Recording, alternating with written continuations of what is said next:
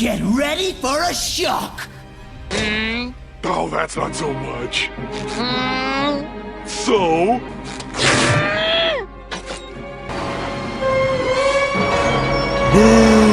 I'm pretty sure y'all could already tell from the title, but today we're going to be talking about the Overwatch 2 event. Now, I didn't want to have to make a, negative video on this event. I wanted it to be good, but there's just so much bad about it that I feel like the video is just going to have to be like that.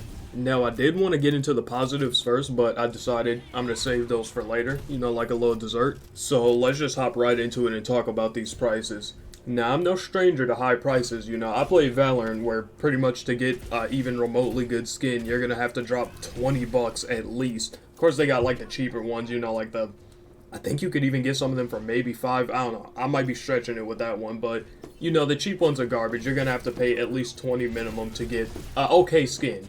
But in a game like Valorant, it kind of makes sense because, the two main guns you're gonna be using, if you play Valorant, the two main guns you're gonna be using are pretty much the Vandal and the Phantom.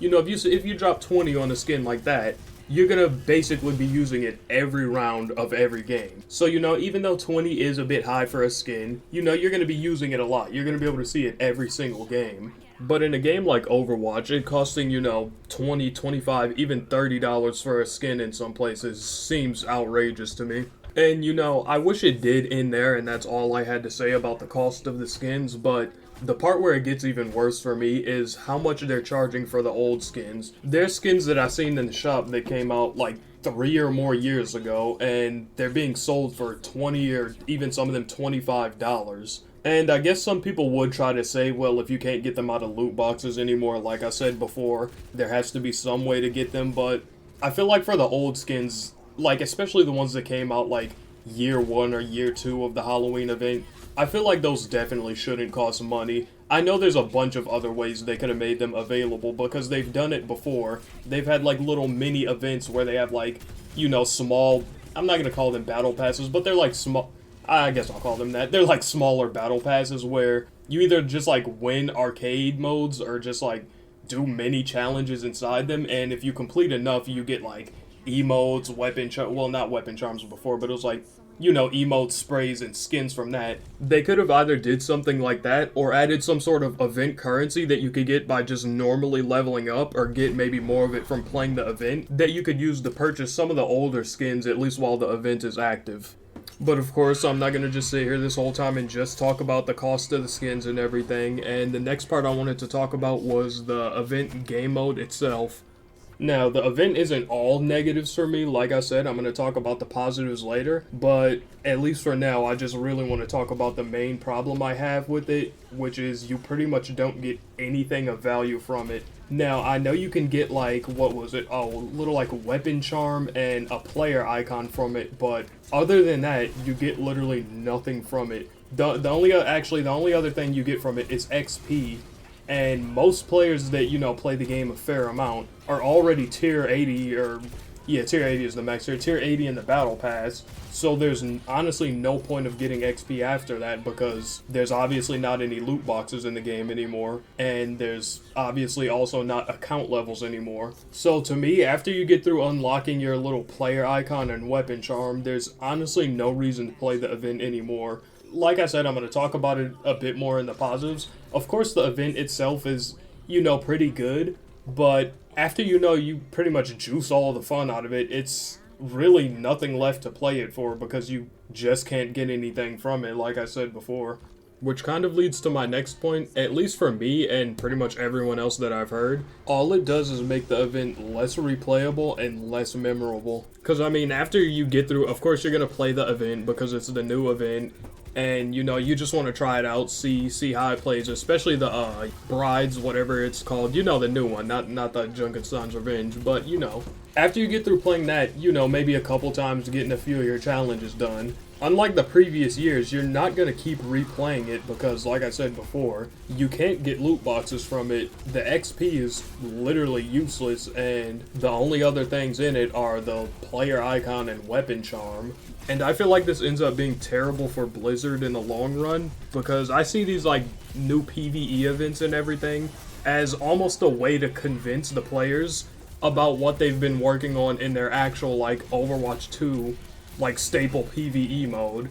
I think that, you know, they should make these events as replayable and as rewarding as possible so people can actually, you know, give it a bit more of a chance. So once they do finally see, oh yeah, Overwatch 2 PvE releasing soon, they might, you know, feel a bit more inclined to actually purchase the game and play it.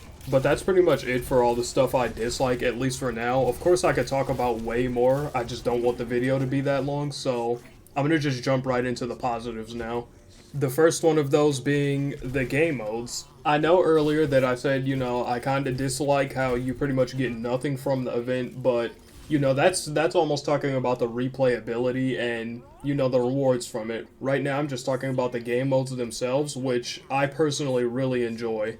Starting with the new game mode, I really enjoyed how it played out. You know, I liked all the characters that they had in it. I feel like they did choose the right characters. You know, the story was pretty good and the voicing was great. It's just that I do have a slight complaint about it, and it's that they don't have any extra modes for it. I know they have harder difficulties, which I enjoyed a lot because the normal difficulty is a bit too easy. I guess that's just for like more casual players who are just there to hear about the story.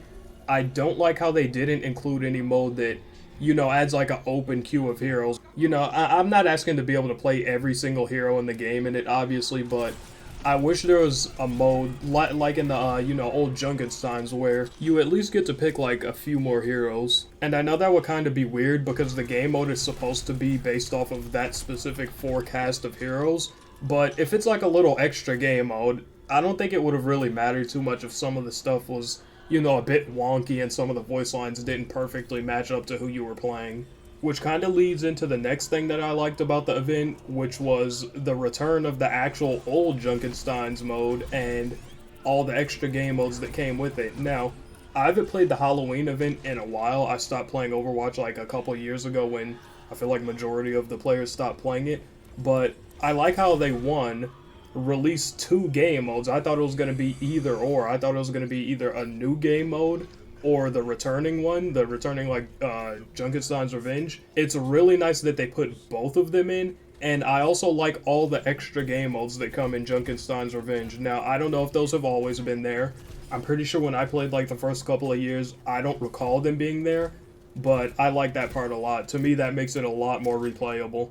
And the next and pretty much the last thing I want to compliment is the skins themselves. Now, I know I said before they are way too expensive, but the skins themselves do look nice, especially the Junker Queen skin. That's pretty much her only skin that doesn't look like her default one. Even her old legendaries that like she launched with, they just look like her default skin. And I know that I did just compliment the skins, but I kind of forgot to say earlier, and I don't want to, you know, go all the way back and add it in. But speaking of the skins and how much I like them, I have to add in that I don't think they added enough skins. Now, I don't know how many skins they released in every event, but I feel like this is one of the events that they released the least skins. Now, I'm not gonna lie, I didn't go to the shop and look at every single skin and everything that was new, because I also didn't even see a tab that specifically says new and lists everything that came with the event. I personally couldn't find that. I don't know if it's in the game or not, but it looks like they only released like maybe 4 or 5 skins, and they're all legendaries. There's no uncommons or epics or whatever the other rarities of skins are. There's only legendaries, which to me, at least a company like Blizzard releasing a major event like one of their Halloween events, it's almost unacceptable to see that they're only releasing 4 or 5 skins. Now, I know that it does take a lot of time and effort to make skins, and that's why I'm not asking them to put more legendaries in for the event. It's just that I would at least like to see, you know, a couple of maybe purples and blues in there. And pretty much just to wrap everything up, at least for me, and I know a lot of other people, after you get through playing the event a few times just to see how it is, in the end it just almost seems like a premium shop update. I feel like the actual game modes themselves are pretty fun. It's just that the entire thing has terrible marketing, and to me that makes it honestly one of the worst events that I've played. And that's pretty much gonna have to wrap it up for me. If you did make it this far into the video, this is my first pretty much commentary type video. So if you did actually enjoy it, it'd be great if you could drop a thumbs up so I can know if you guys want more content like this. But like I said before, enough with the begging for likes and everything. That's gonna be it for me. I'll see you guys in the next one.